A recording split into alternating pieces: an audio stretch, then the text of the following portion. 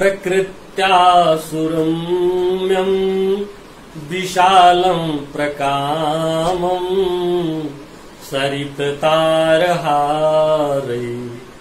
ललामं निकामम् हिमाद्रे ललाटे पदे चैव सिन्धु प्रियं भारतं सर्वथा दर्शनीयम् प्रियं भारतं सर्वथा दर्शनीयम् वयं भारतीया स्वभूमिं नमामः परम धर्म एकं सदा मानयामः यदर्थं धनं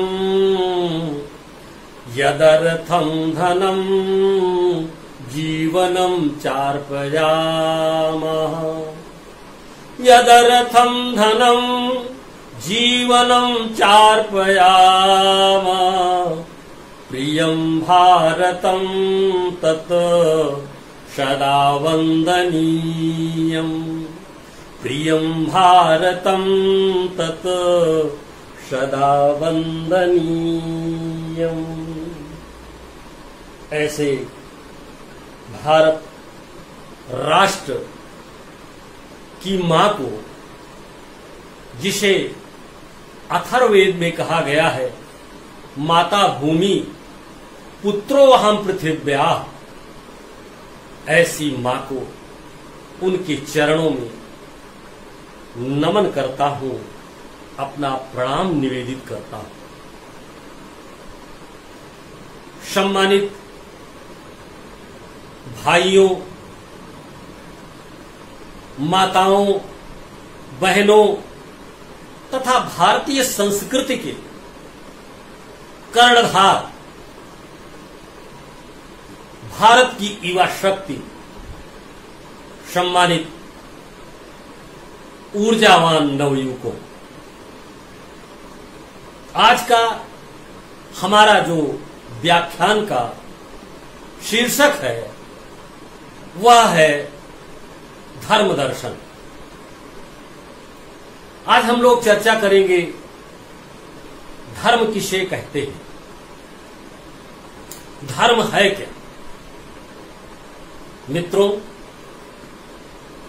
बहुत दिनों से मन में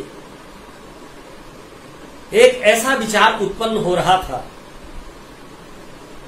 कि धर्म की व्याख्या कैसी होनी चाहिए, धर्म कैसा होना चाहिए। ये विचार बहुत दिनों से मन में आलोड़न विलोड़न कर रहा था, क्योंकि हम लोगों को बचपन में कक्षा 6, 7, 8 में धर्म का जो पाठ पढ़ाया गया, उस समय तो चूंकि एक ऐसा समय था, हम लोगों को जो बता दिया गया उसी पर अपना चिंतन रुक गया।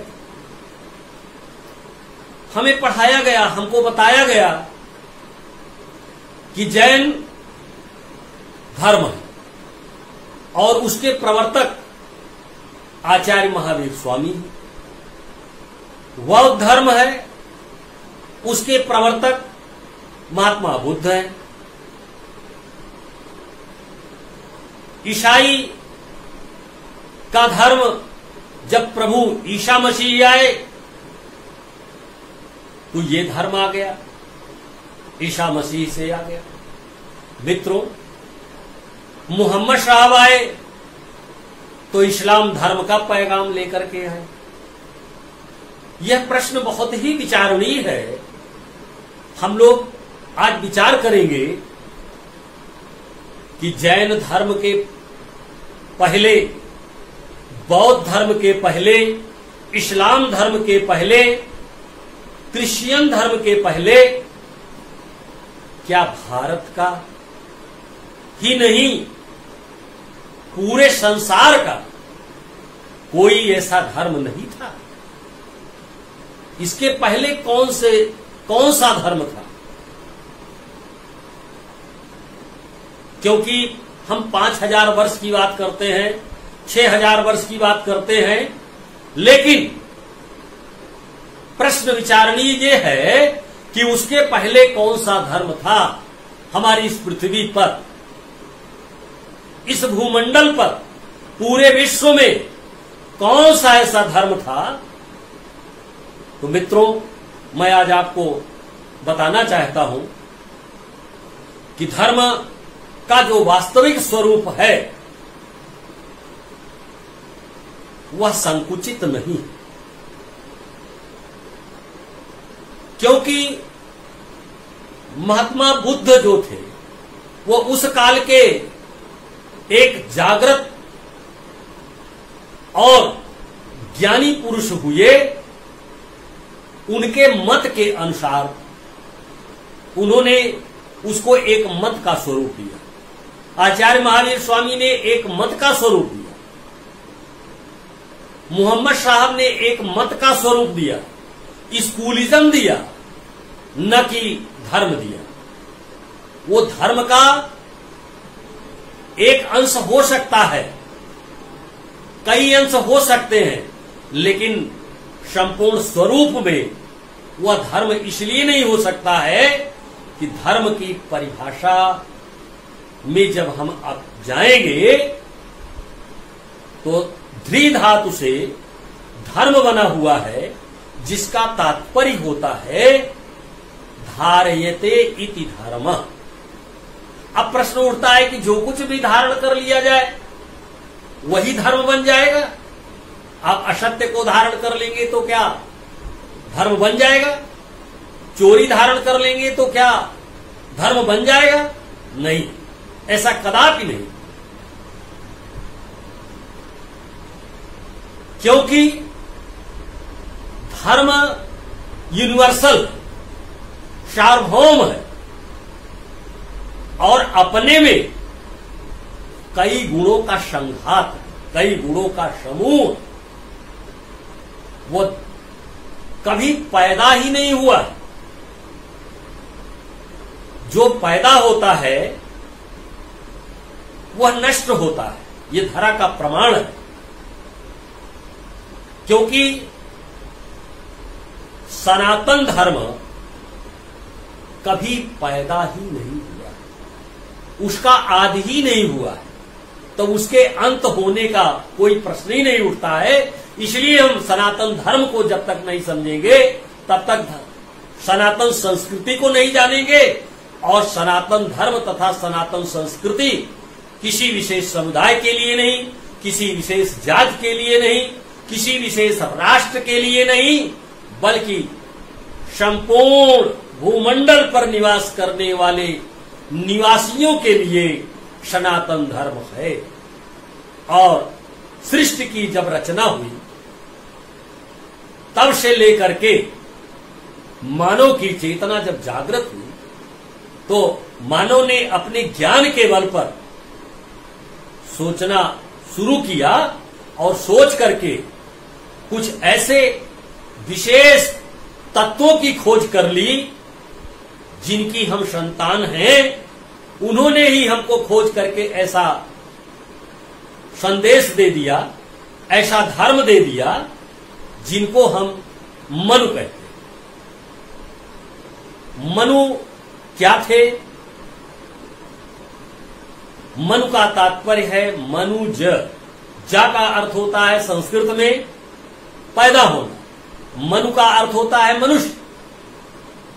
मनुष्य मनुष्य पैदा हुआ, और जब मनुष्य पैदा हुए तो हमारे पूरे विश्व के लोग मनुष्य अगर पैदा हुए तो हमारे लिए यह धर्म बनता है कि जो धर्म हो, अगर हम मन की संतान हैं तो उनके द्वारा बताए गए जो भी धर्म के लक्षण हैं उन धर्म के लक्षणों को समझें और वो सब में समाये हुए हैं। जिस प्रकार से ईश्वर कण कण में, जर्रे जर्रे में व्याप्त है, ईशावास्य उपनिषद का संदेश है, ईश्वर कण कण में, जर्रे जर्रे में व्याप्त है। उसी तरह से धर्म के जो 10 लक्षण हैं, मन स्मृति के 6ठे अध्याय में धर्म के 10 लक्षणों की बहुत ही वैज्ञानिक और अलौकिक व्याख्या की गई है। हमें जरूरत है उनको समझने की, जानने की, क्योंकि हमारा ह्रास अंग्रेजों ने इतना कर दिया कि वो हमारे ऊपर अत्याचार तो किए ही, वैभव तो लूट करके ले ही गए, लेकिन ईस्ट इंडिया कंपनी के माध्यम से उनका जो विचार था वो पूरे भारतवर्ष को क्रिश्चियन बनाना और अपना धर्म जबरदस्ती बलात् स्वीकार कराना था। क्योंकि जब किसी का विनाश करना हो तो उसके धर्म को नष्ट कर दीजिए। और हम पश्चिम की तरफ बढ़ने लगे, पश्चिम की तरफ बढ़ने लगे तो हमारा सनातन धर्म और हमारी सनातन संस्कृति का सत्यानाश हो गया। मित्रों, आइए हम चर्चा करते हैं। एक संस्मरण मुझे और याद आता है। अंग्रेजों ने अपने संसद में 23 जून 1813 को एक ऐसा कानून पास किया कि भारत वर्ष को क्या बनाना है? ईसाई बनाना है, ईसाई राष्ट्र बनाना है, अपना धर्म उन पर थोप देना है, बलात् दे देना है। ऐसी सोच वाले अंग्रेज जो हमारे धर्म को पहचानते नहीं है, अगर वो पहचान ले तो उनकी लूट मार, अत्याचार ये सब बंद हो जाता है। आइए हम बात करते हैं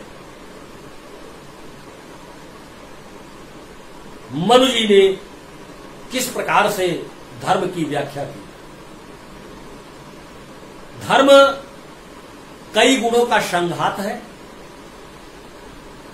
जैसे हमारा शरीर है, नाक है, कान है, आंख है, हाथ है, पैर है, इसके सब पार्ट्स अलग अलग कर दिए जाएं तो शरीर का ढांचा बिल्कुल बदल जाता है।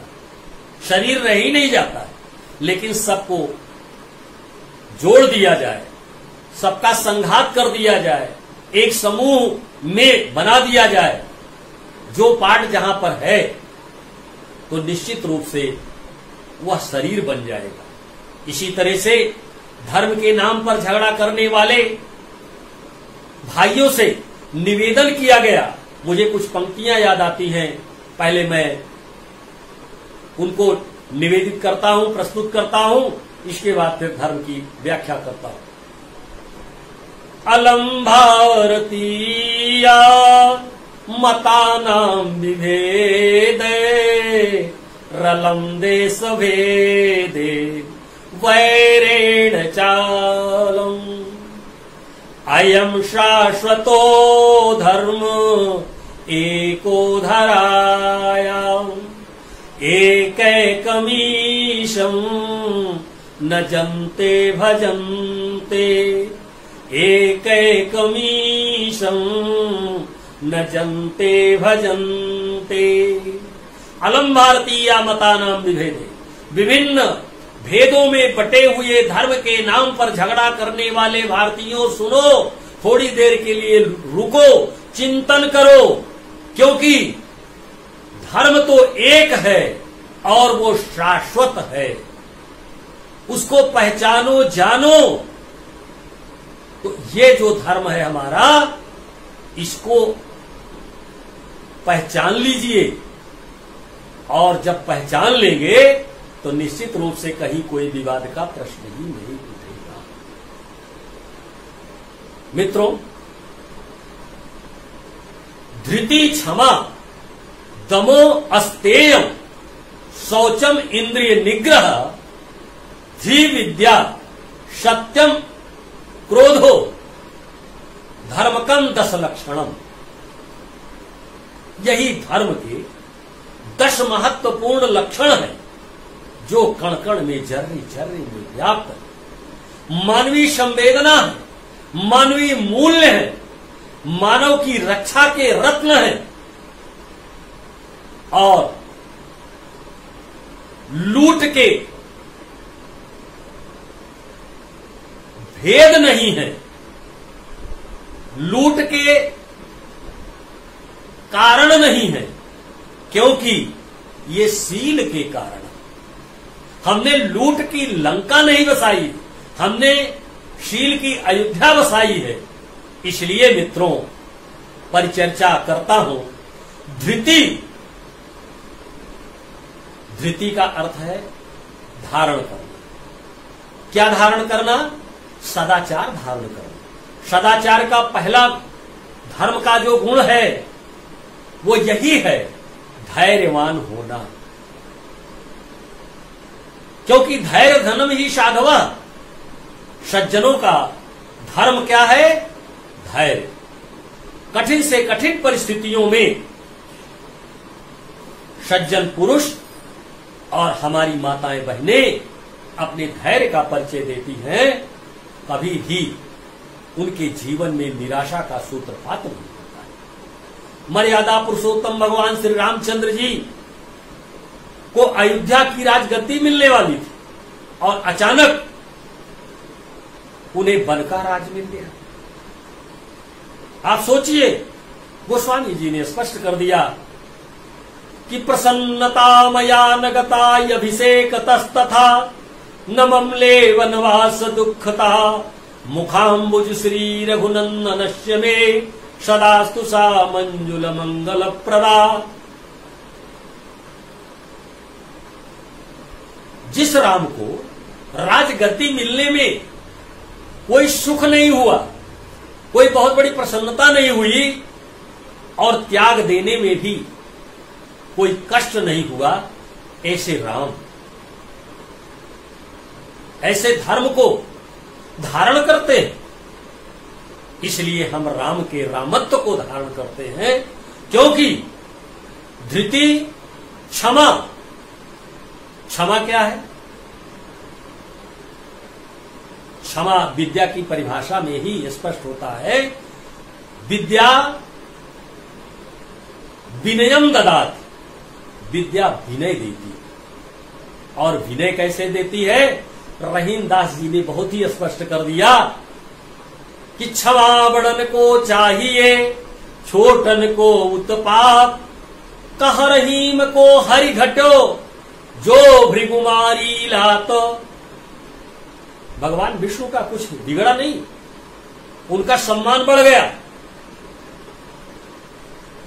महर्षि भृगु के चरणों को उन्होंने पकड़ करके स्वागत किया। लेकिन मैं आपसे यह भी कहना चाहूंगा कि अधिकार खोकर बैठ रहना ये महादुष्कर्म है। न्यायार्थ अपने बंधुओं को दंड देना धर्म है, दंड देना धर्म। न्यायार्थ के लिए ही तो राम जी निकले थे, न्यायार्थ के लिए तो भगवान श्री कृष्ण जी निकले थे। उन्होंने धैर्य धारण किया और वो हमारे आराध्य बन गए। इसलिए धृति, क्षमा, दमो। दमो का अर्थ है दमन करना। किसका दमन करना? लालच का दमन करना, लोभ का दमन करना। लालच क्या है?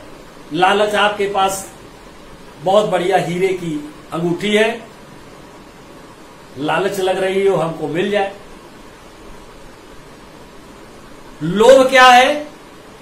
हमारे पास अंगूठी आ गई और 10-20 अंगूठी आ गई, लेकिन वो जाने न पाए, ये लोभ है। तो लालच और लोभ दोनों का परित्याग कर हमें त्याग की भावना रखनी पड़ेगी, क्योंकि जिसमें तप त्याग की गंध न हो, जो जुड़े वासनाओं में विलासी हुए, जिन्हें श्रेय मिला न मिला हो कहीं, अपकारी सदा उपहासी हुए। जन के ही तो त्याग किया जिसने, जन मानस के अधिवासी हुए। हम तो उस राम को पूजते हैं, जन के हित जो बनवासी हुए। तो जिसमें त्याग होगा वह पूजा जाएगा, उसकी पूजा होगी। इसलिए मित्रों, धृति, क्षमा, दमो, अस्तेयम, अस्तेयम का अर्थ है चोरी न करना।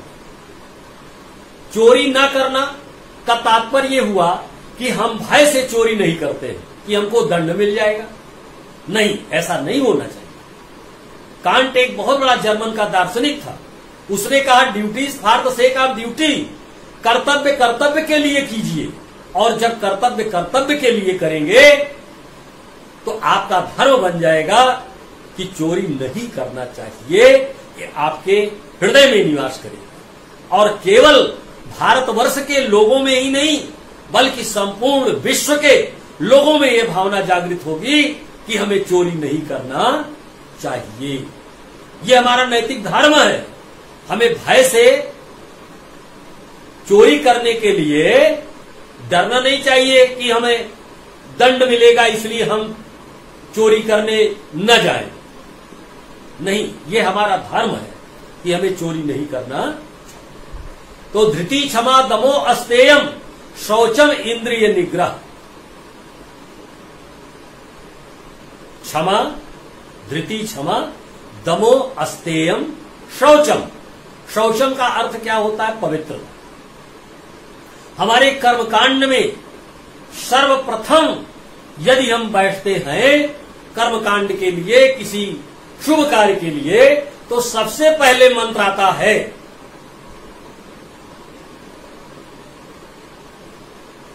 कौन सा मंत्र आता है भाई? पवित्रीकरण का। कैसे हम पवित्र हो जाएं? अपने को कैसे पवित्र कर लें? बाहर से, अंदर से। ये पवित्रता दिखावा नहीं होनी चाहिए। अंदर और बाहर से बिल्कुल पवित्र होना चाहिए। हमारे देश की कहावत है, मन में राम बगल में छुरी। मन में तो हमने राम बसाया है और बगल में हमने छुरी। तो हमारा ये धर्म नहीं है। हमारा धर्म है कि वाह आभ्यंतरा शुचि, हम बाहर और अंदर दोनों से पवित्र हों। इसलिए हम इस प्रकार की विचारधारा रखते हैं। धृति, क्षमा, दमो, अस्तेयम, शौचम, इंद्रिय निग्रह।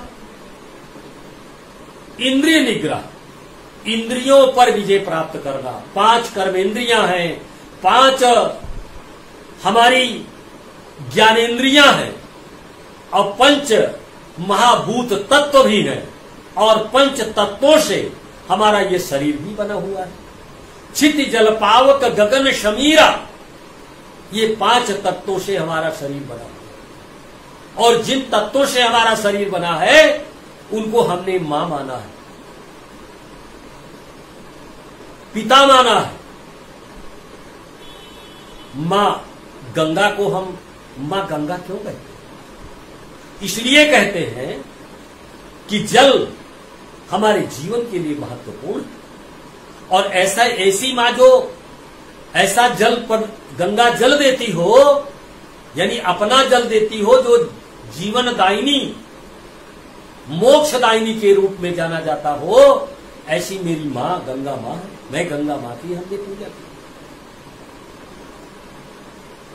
इसी प्रकार से हमने तुलसी के वृक्ष की पूजा की।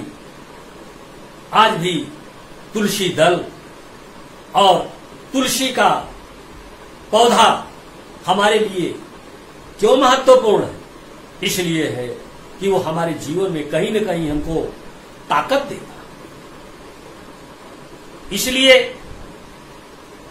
पीपल के वृक्ष की हमने पूजा की, क्योंकि इसलिए कि सभी वृक्षों में पीपल ही एक ऐसा वृक्ष है जो 24 आवर्स ऑक्सीजन देता है।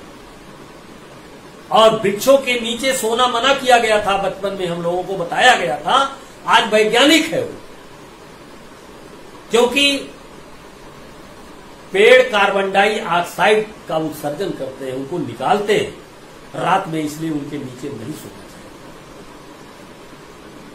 ये सब वैज्ञानिक लक्षण। तो हमारी जो इंद्रियां हैं, कर्म इंद्रियां हैं, ज्ञानेन्द्रियां हैं, 5, 5, 10 और 1, 11 मन बहुत ही चंचल होता है। और उस मन का नियंत्रण करने के लिए हमारे पास संकल्प होना चाहिए, और वो संकल्प मानवीय गुण है, संसार के सभी मनुष्यों का गुण है, वो केवल भारतवर्ष का नहीं। ऐसे मानवीय गुण को हमें धारण करना चाहिए। तो धृति क्षमा दमो अस्तेयम शौचम इंद्रिय निग्रह धी विद्या, धी विद्या सत्यम अक्रोधो धर्मकम 10 लक्षण।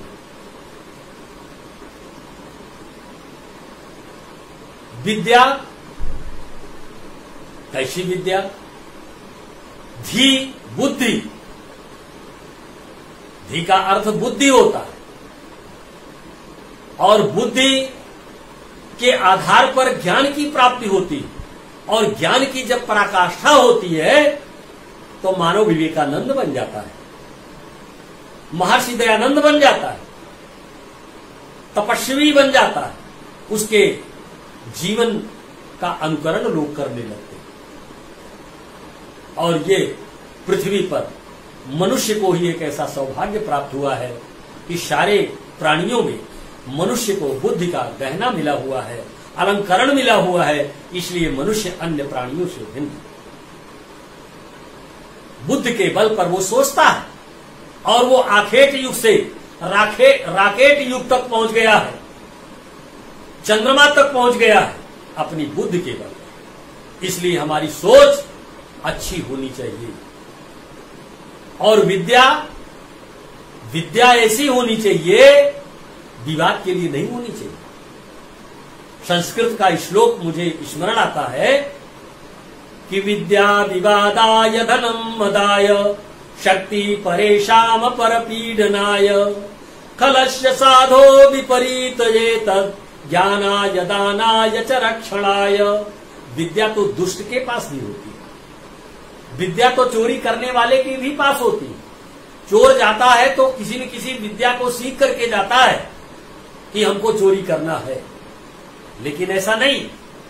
हमारा नैतिक धर्म कहता है, हमारा धर्म का गुण कहता है कि हमें ऐसी विद्या प्राप्त करनी चाहिए जो बहुजन हिताय, बहुजन सुखाय और अंतःकरण सुखाय हो। ऐसी विद्या को हमें ग्रहण करना। तो धी विद्या सत्यम, सत्यम क्या है? सत्यम जो सत्य है वही शिव है, कल्याणकारी है, और जो कल्याणकारी है वही सुंदर है। इसलिए सत्यम शिवम सुंदरम मुंडकोपनिषद का यह वाक्य सत्यम शिवम सुंदरम की तरफ हमें प्रेरित करता है। सत्यमेव जयते, यह मुंडकोपनिषद का वाक्य है, और सत्यमेव जयते के आधार पर सत्यम शिवम सुंदरम की व्याख्या होती है जो हमारे जीवन के लिए कल्याणकारी है। तो धृति क्षमा दमो अस्तेयम शौचम इंद्रिय निग्रह धी विद्या सत्यम अक्रोधो। क्रोध नहीं करना चाहिए। क्रोध बहुत ही क्षण भर के लिए हमारे विचारों को ऐसी दुनिया में पहुंचा देता है। मैं एक प्रसंग आपको निवेदित करता हूं। बालक अभिमन्यु ने पूछा गुरु द्रोणाचार्य से कि क्यों दादा आपके रहते हुए ये कैसा अत्याचार है, मुझको पकड़ करके लोग मेरी हत्या करना चाहते। द्रोणाचार्य जी ने बड़े स्पष्ट शब्दों में कहा कि मैं जानता हूं पुत्र तुझ पर घोर अत्याचार है, पर क्या करूं अपने वचन का आ पड़ा कुछ भार है। जकड़ा खड़ा हूं इस समय पर तंत्रता की डोर में, मेरे लिए मेरी प्रतिज्ञा, आज कारागार है, आज कारागार है। मित्रों, जो सत्य का अनुसरण नहीं करता है, जो ऐसा अन्न खा लेता है जिससे उसके कोष गंदे हो जाते हैं, ब्लड गंदा हो जाता है, तो उसके विचार भी दूषित हो जाते हैं। इस प्रकार से अभिमन्यु का वध भी किया गया। ऐसा चिंतन क्यों हुआ? इसलिए खुद प्रायश्चित करते हैं। मैत्री शरण गुप्त की मैं ये प्रासंगिक बात आपको बता रहा हूं। द्रोणाचार्य जी खुद अफसोस करते हैं, प्रायश्चित करते हैं। वो कहते हैं कि उठे थे पांडवों में से हम, किसी को मिटाने पर नहीं मालूम था कि बालक आ जाएगा निशाने पर। क्योंकि वो यही कह चुके थे कि प्रतिज्ञा और दया में अब लड़ाई होने वाली है, बुराई में न जाने क्या भलाई होने वाली। ये हमारे देश का संदेश है। और भगवान श्री कृष्ण हमारे आराध्य हैं। उन्होंने स्पष्ट किया कि सत्य परेशान हो सकता है लेकिन पराजित नहीं हो सकता है। सत्यमेव जयते, यतो धर्मस्ततो जया। जहां धर्म है वही विजय प्राप्त है। इसलिए आज हमारा संकल्प दिवस है कि हम पश्चिम के जो विचार आकर के हमारे अंदर घर कर गए हैं, जैसे कि प्लेटो को पढ़ा दिया गया 1950 तक। उसने कहा कि स्त्री में आत्मा ही नहीं होती, स्त्री को अकाउंट खोलने का कोई अधिकार नहीं, स्त्री को पुरुषों के समान कोई अधिकार नहीं है। समाज में बहुत से अधिकार हैं जो वंचित रह गए हैं स्त्री के। इस प्लेटो को पढ़ने से हमसे क्या मिला? मैक्स मूलर जो कभी भारतवर्ष आया ही नहीं था, साहित्य का कुछ अंश पा गया और वहां से वो अपने व्याख्या कर रहा है, इतिहास की व्याख्या कर रहा है, शिक्षा की व्याख्या कर रहा है। बड़ा दुखद समाचार है। एक ही जगह से, एक ही स्थान से, यरूशलेम से कुछ ऐसे तथाकथित धर्म निकले जिनको धर्म कहने में भी हमको शर्म लगती है। उन्होंने अपने को धर्म घोषित कर लिया। जैसे इजराइल में शनिवार को दिन शुभ माना जाता है, बाकी और कोई दिन शुभ नहीं माना जाता। उसी तरह से फिलिस्तीन में शुक्रवार का दिन शुभ माना जाता है और ईसाई रविवार के दिन को शुभ मानता है। बाकी सारे दिनों में उनको अशुभ दिखाई देता है, क्योंकि जिस देश में सूर्य दिखाई ही नहीं पड़ता है, हमेशा बैड ही बैड होता है। इसलिए वो कहते हैं good morning, good afternoon, good evening. हमेशा गुड की खोज में रहते हैं, क्योंकि बैड ज्यादा होता है, गुड होता ही नहीं है। और हमारे यहां तो हमेशा गुड ही गुड रहता है, अच्छा ही अच्छा रहता है। हमें तो जब किसी दिन मौसम खराब होता है तो हम कहते हैं कि आज बहुत खराब मौसम हो गया। ऐसा कभी 2 साल भर में 10-5 दिन ऐसा दिखाई देता है। मित्रों, मैं निवेदन करना चाहूंगा कि धर्म के जो ये 10 लक्षण हैं, ये सनातन है, सार्वभौम है, सत्य है। इन पर विचार करिए, विचार करके ये मानवीय गुण है, सब में समाये हुए हैं और इन गुणों के संघात को समूह मान करके यदि करेंगे तो निश्चित रूप से आपको कहीं जाने की आवश्यकता नहीं पड़ेगी। हमारे अध्यात्म की धरती भारतवर्ष में पूजा पद्धति उस साध्य तक पहुंचने का एक माध्यम है, जिस प्रकार से हम अपने छत पर या तो सीढ़ी के माध्यम से पहुंच सकते हैं या तो लिफ्ट के माध्यम से पहुंच सकते हैं